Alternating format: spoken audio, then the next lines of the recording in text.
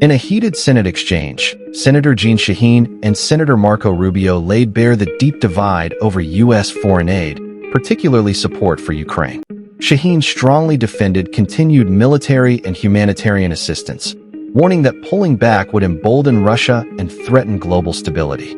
She argued that sanctions and sustained aid are crucial tools in confronting Putin's aggression. Rubio, on the other hand, pushed for sweeping cuts, painting foreign aid as bloated and ripe for slashing without clearly distinguishing between waste and strategic investment. Shaheen didn't hold back, pushing back on what she called reflexive cuts and urging her colleagues to engage in meaningful reform rather than playing political games. Her message was simple but pointed. We don't win on the world stage by abandoning allies and gutting smart investments. The debate revealed a growing rift between national security pragmatists and a rising tide of isolationist rhetoric in the GOP. You have, and I guess the only reason I did this, you've accused this man of killing 15 million people. I didn't accuse them. Well, I think they quoted a report that suggested that because of changes to foreign assistance that there would be significant numbers of people killed. I don't blame Senator Rubio for that. But I do blame the policy changes for the devastating impact they will have on people across the world, and I hope that we can fix those, and that we are all committed to doing that. I'll give you another minute because I interrupted you. Okay, well, let me go back to the question that I asked this morning, Senator Rubio, which has to do with Ukraine. Because we were talking about sanctions, and one of the things you pointed out is that the Trump administration has left in place the sanctions on Russia. Today, the EU and the UK imposed sweeping new sanctions on Russia, including targeting close to 200 vessels in Moscow's shadow fleet. But we haven't seen our sanctions change to address the changes that Moscow has been able to make in response to the sanctions regime that we've put on. So, the question is, and I asked you this morning, Senator Graham and Blumenthal have a bill that has 80 Senate sponsors on it that would put in place secondary sanctions on Russia because of its continued failure to come to the negotiating table to really look at how to end the war in Ukraine. Is this legislation that you, or the Trump administration, or the White House would support? Senator Jeanne Shaheen took direct aim at Senator Marco Rubio during a tense exchange over Ukraine aid, challenging him on his push to cut foreign assistance while the war rages on. Shaheen wasn't just defending aid programs in the abstract. She laid out the case for why U.S. support is essential to Ukraine's survival and global stability. With Russia continuing its aggression, she argued pulling back now would be a gift to Putin. Then she turned the heat up, pressing Rubio to support a bill that would expand sanctions on Russia, essentially putting him on the spot. Are you serious about opposing Russian aggression, or just looking for a headline?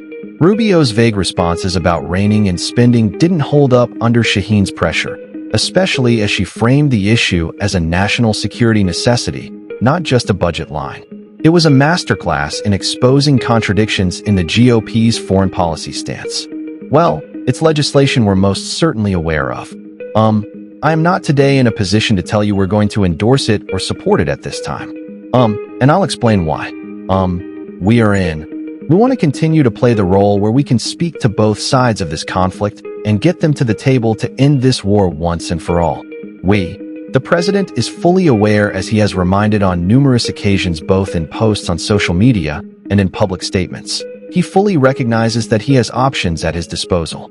I can also tell you, and I believe you're personally aware along with Senator Graham, that we have warned the Russians for the better part of 2 months that the Senate is working on a package which is far more severe than anything the president could impose under his own authority in many cases, and that eventually, if progress isn't made, people were going to give us some time to work this out.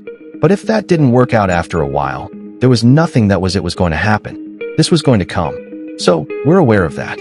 Suffice it to say that we are still hopeful, although at the same time realistic, but hopeful with our eyes wide open that we can reach a point here where we can begin even the process of negotiating this.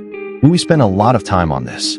We've met with both sides, far more with the Ukrainians than with the Russians. We've had 2 technical talks with the Russians in the past, 1 high-level engagement. The president's spoken to President Putin 3 times. We've spoken to the Ukrainians far more. So what we're expecting now, based on the president's phone conversation yesterday and my conversations over the weekend with Mr. Lavrov, is that at some point here fairly soon, maybe in a number of days, maybe this week, Hopefully the Russian side is going to present terms that they would want to see. Just broad terms that would allow us to move towards a ceasefire. And that ceasefire would then allow us to enter into detailed negotiations to bring about an end to the conflict. We are hoping that will happen. We believe that the term sheet that the Russians produce will tell us a lot about their true intentions. If it's a term sheet that's realistic and you can work off of it, that's one thing. If it makes demands that we know are unrealistic, I think that will be indicative. And what the president will decide to do at that point, I can't speak for him at this moment. I'm not prepared to say.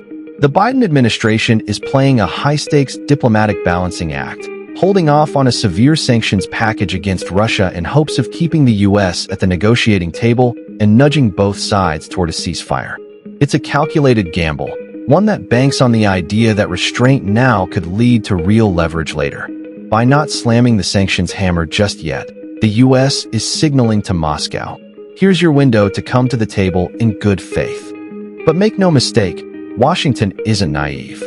Officials are watching closely to see if Russia actually puts forward serious terms for a ceasefire or simply uses the delay to regroup and rearm. This move also reflects a deeper strategy positioning the U.S. not just as Ukraine's backer, but as the power broker capable of steering this war toward a diplomatic resolution, provided Russia shows any willingness to end the bloodshed.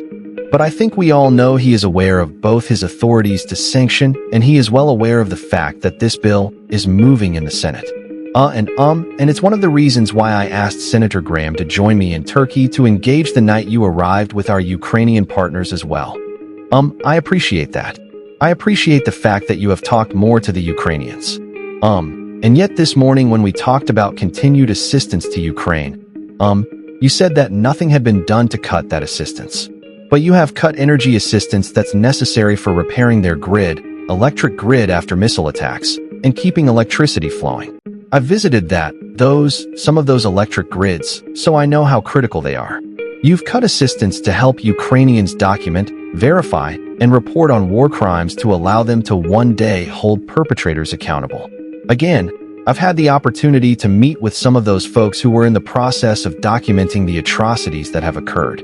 You've cut cost-free cooperation with international bodies that are tracking kidnapped Ukrainian children. You've cut assistance to strengthen security sector oversight, which is helpful to us as we make sure that the Ukrainians are spending funds that we have provided them appropriately.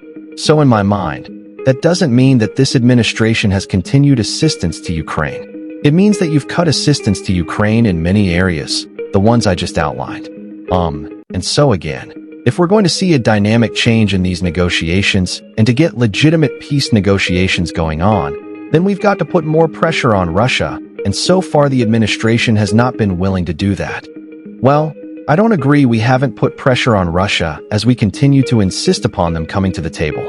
For example, they agreed, albeit less than ideal. Direct talks for the first time in 3 years occurred this weekend in Turkey. For the first time since at least 2022, the Russians have agreed to produce documentation. Senator Jeanne Shaheen didn't hold back in her confrontation with Senator Marco Rubio, accusing him of undermining vital U.S. support for Ukraine at a critical moment. As Ukraine continues to resist Russian aggression, Shaheen argued that cutting aid now sends the wrong message not just to Kiev but to Moscow and the rest of the world. She pressed Rubio on whether his calls for reduced funding were political posturing or a genuine strategy, highlighting the national security stakes. Meanwhile, Rubio countered by suggesting that direct talks between Russia and Ukraine are a step forward, signaling progress toward peace. But Shaheen wasn't buying it. She implied that the Biden administration hasn't done enough to pressure Russia into serious negotiations and warned that diplomacy, without a strong U.S. backing, risks emboldening Putin. The exchange captured the broader divide in Washington between those pushing for steadfast support and those pivoting toward a scaled-down approach. Now, it may not lead to anything, and at some point we may wind up right at the point you're pointing to. The president is just not prepared to close the door on that yet because he still hopes to achieve. Let me just clarify. My understanding is that President Trump offered to go to Turkey to meet with President Zelensky and with Vladimir Putin. President Zelensky went.